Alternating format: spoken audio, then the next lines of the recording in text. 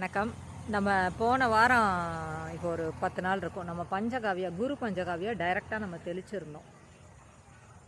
நம்ம மகாகுரு பஞ்சகாவியா, அதாவது குரு பஞ்சகாவியா மாற்றுறதுக்கு முன்னாடி டைரெக்டாகவே மகாகுரு பஞ்சகாவியத்தை எடுத்து நம்ம இந்த பாரம்பரிய நெல் இந்திராணின்ற இந்த ரகத்துக்கு தெளிப்பான் பண்ணியிருந்தோம். தெளிக்கிறதுக்கு முன்னாடி இது நெல்லை காட்டியிருப்பேன் உங்களுக்கு. பார்த்திங்கன்னா எல்லோ கலரில் இருந்தது, ஒரு மாதிரி பழுப்பாக. அங்கங்கே சோவை கொஞ்சம் இலைக்கர்கள்லாம் இருந்தது, சாறு உறிஞ்சி பூச்சி அந்த பச்சை புழு எல்லாமே இருந்தது.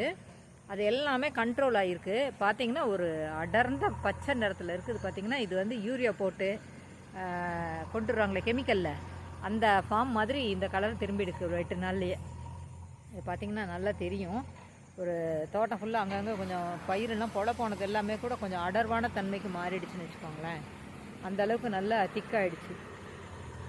இந்த சோவையெல்லாம் பார்த்திங்கன்னா ரொம்ப அகண்ட தன்மையில் இருக்குது. இது எப்படி நான் சொல்கிறதுன்னா, இந்த நெல்லோட சோவை பார்த்திங்கன்னா இந்த அகலம் பாருங்கள், ரொம்ப அகலமாக இருக்குது. இது எனக்கு புதுசாக இருக்குது. இவ்வளோ அகலத்தில் இந்த நெல்லை வந்து இவ்வளோ அகலத்தில் இப்போ தான் நான் பார்க்குறேன். அந்த புதிய தளிர்கள் வச்சது எல்லாமே நல்லா அகண்டு வந்திருக்கு.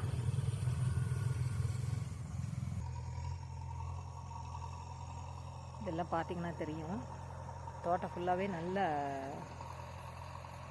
அடர்வாக மாறிடுச்சு. இந்த நெல் ரகம் வந்து தில்லை நாயகம், இதுக்கும் அடிச்சிருக்காங்க.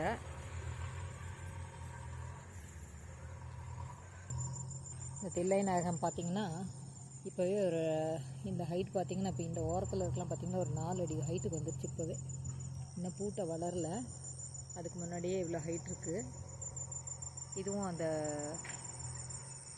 ஒரு மாதிரி பழுப்பு சோவையெல்லாம் பழுப்பாகிட்டு இருந்தது, அது எல்லாமே இப்போ கொஞ்சம் கண்ட்ரோல் ஆகிருக்கு.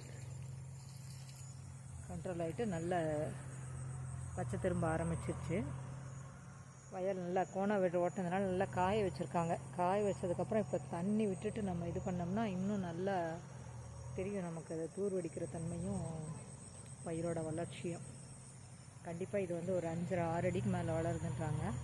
எவ்வளோ உயரம் மேக்ஸிமம் வருதுன்னு நம்ம பார்ப்போம். இது வந்து மோட்டார் ரகம் அப்படிங்கிறதுனால நம்ம இன்னொரு தடவை கூட பஞ்சகாவியை ஸ்ப்ரே பண்ணலாம். வளர்ச்சி அதிகமாகன்றதுனால இன்னும் ஒரு 1 வீக் கழிச்சுக்கிட்டு நம்ம குரு பஞ்சகாவியை ஸ்ப்ரே பண்ணலாம் இதுக்கு. நன்றி.